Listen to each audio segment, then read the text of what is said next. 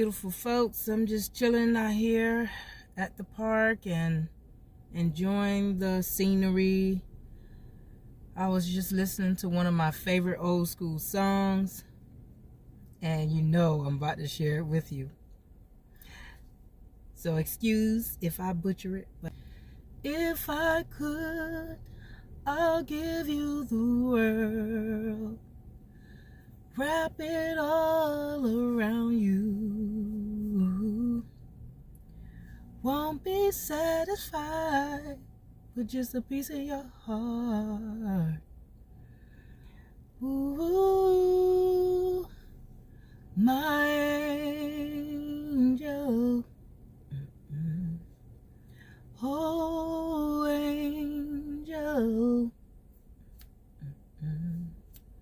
you're my angel. Oh, angel. Yeah, it's a little snippet I wanted to kind of share with you guys. I am feeling me some Anita Baker. I like the Anita Baker version. I mean, I'm not saying the other version wasn't too good, but yeah, that's my girl. That's my girl. I hope that you guys are taking out the time to enjoy this summertime outdoors. I know that it helps build a lot of serotonin when you are in the sun. And I know it is kind of hot outside. I ain't gonna kid you on that one. It is pretty hot. But yeah, you just got to pick the right time of day to go out. I didn't want to come out too late because then that's when I have to fight with the mosquitoes. So I guess it ain't no winning. It's either you deal with the sweaty hot sun or you deal with the darn hungry behind mosquitoes. But you know, that's just a part of nature, you know. Yes, it is. I came on to chat for a little bit. I had to get me some gas and a few items from the store, and I guess times are changing because I was followed by this older black woman.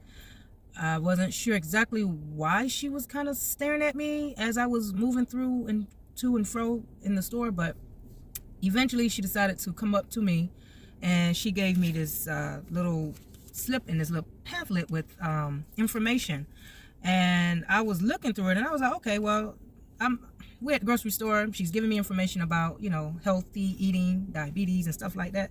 But as I continued to go through it, I realized this was a pamphlet from Seventh-day Adventists. So I guess the Jehovah Witness is taking a little break today, and now we got, you know, the Seventh-day Adventists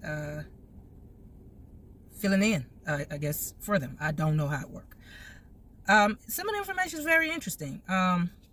It does mention how to, I guess, work towards healing diabetes. I know that's one of the main diseases that's targeting many African Americans.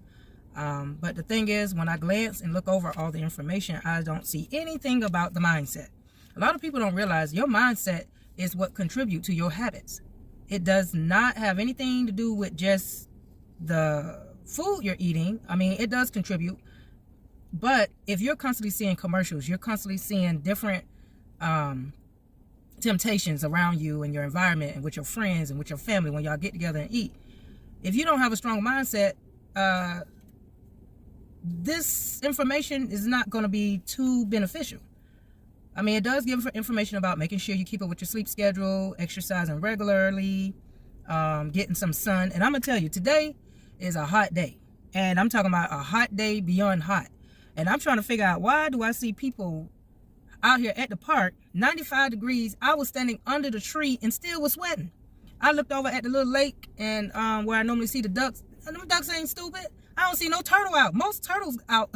Most turtles come out to soak up the sun. I don't even see that. But, you know, hey, to each his own. But I love the sun, but I love it in small increments. I don't want to be walking around with my skin feeling like I just came out the oven. I just, you know, it's just me.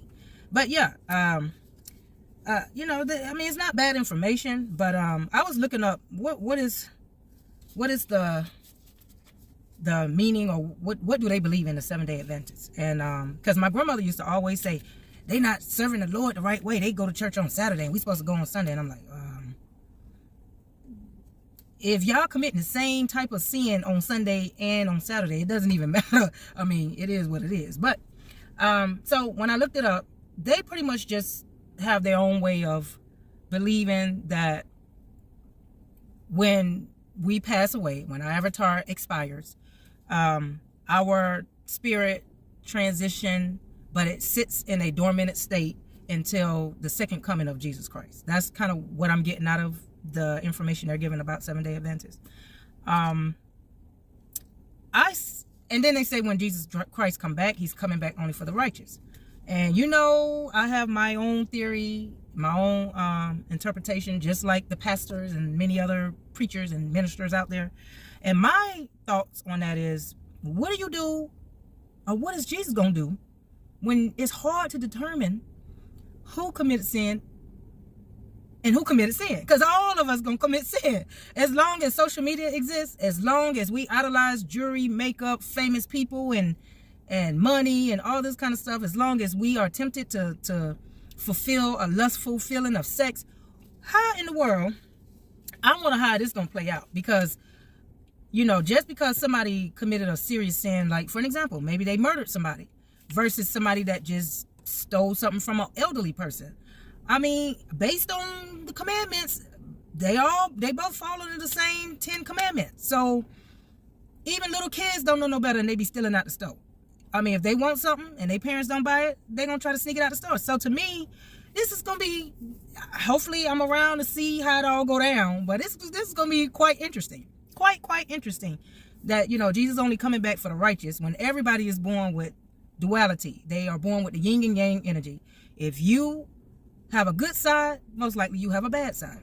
And I'm not saying that people don't abuse the bad side, because I mean, there are some people that's really effed up in the brain. They go out there and just do some real low down nasty stuff.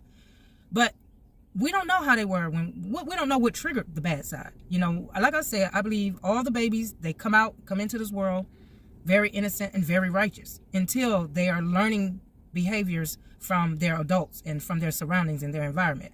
I believe that once that's happening, and then the environment is not the healthiest, that is what instills negativity in someone. And then if it's too much of the negativity, then it's an unbalance, and then you can expect a lot of righteousness out of somebody that's coming from, you know, a negative environment, negative parents, negative grandparents, negative friends. So that's gonna be an interesting sight to see when that day come. And I mean, mind you, I've been hearing since I was as far back as elementary school. I mean, I used to see a lot of church people standing on the corner with big signs saying Jesus coming 2022, and then no, let me back that up, because I was in elementary, so it had to be in the 80s. I seen signs in the 80s, especially over in Miami near the the people that used to dress in all white, Benjamin Yahweh people. I used to always see them out. And then then when you go around another corner, then you see the Muslims out, and they got bean pies for sale.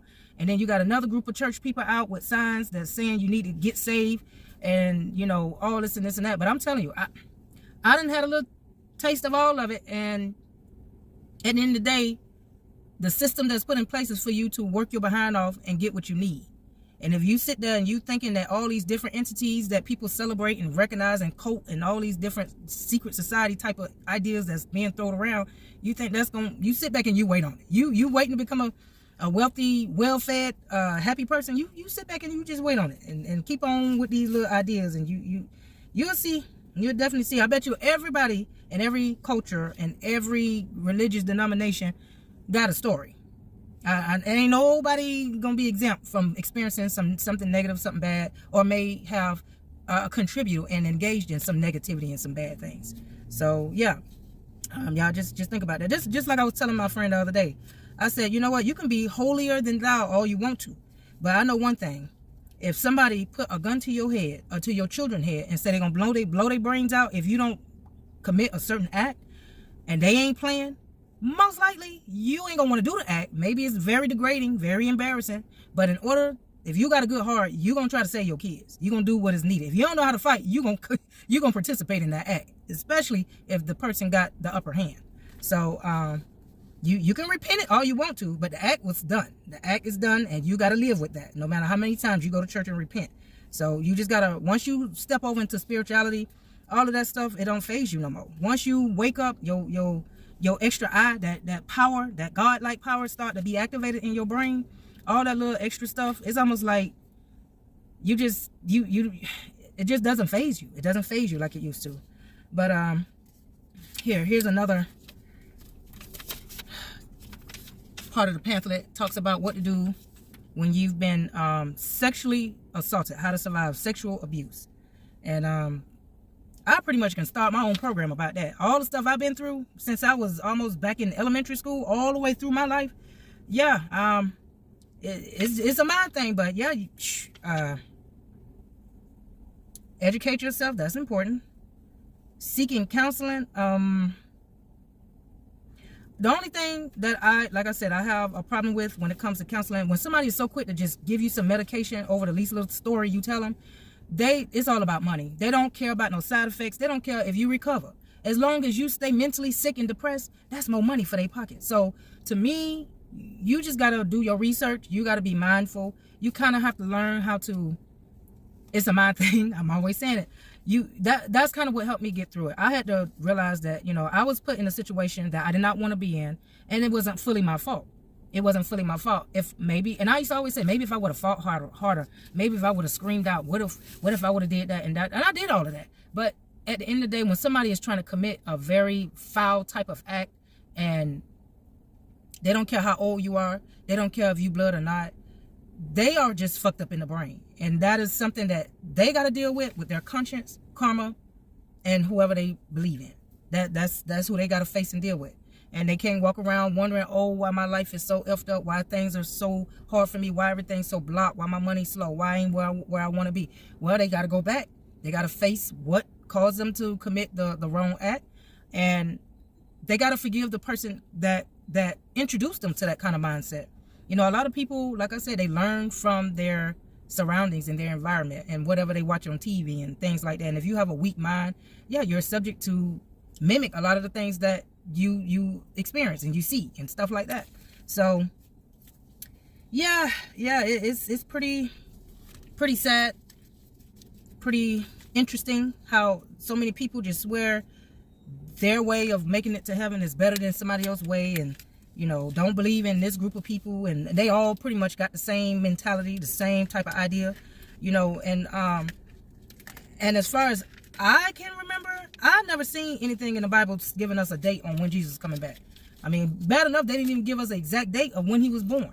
So to me, when you have to be trying to figure it out and it's confusing, then that is not of God, because that's what it states in the Bible, that he's not for confusement. So I just feel like I just hope that before I leave this world, I get to see a change and get to really see everybody on one accord. I hope one day I don't have to see 5 different types of denominational type of churches on each corner while there's still homeless people walking around begging for food, begging for shelter. We see a lot of the projects suffering from families dealing with poverty because of the system that's put in place to keep certain class of people struggling so they can keep getting richer. It's like when I seen a pyramid a while back, a pyramid in one of the social studies books that I was helping one of my 6th grade students with, and they kind of made it known that, okay, at the bottom of the pyramid, there was the homeless people, back then they call them the peasants, and then you got the working class, and then you got the people that kind of make money off the working class, and then from there you got the higher ups, the people that kind of run the world, or the billionaires, the trillionaires that call the shots, and come up with all these different laws, and some of them is just a benefit for them. So it's like, when I saw that, I was like, man, we in for a rude awakening, because everything that happened in the past, it still happens today. They just change the name and try to sprinkle a little sugar on top of it, so we can't really see what's really going on. Racism, it still exists. Division, discrimination, it still exists. It's just under a different structure. It's not just quite as apparent as it was back then. So I'm gonna tell you, I just wanted to vent and try to get that on off my chest.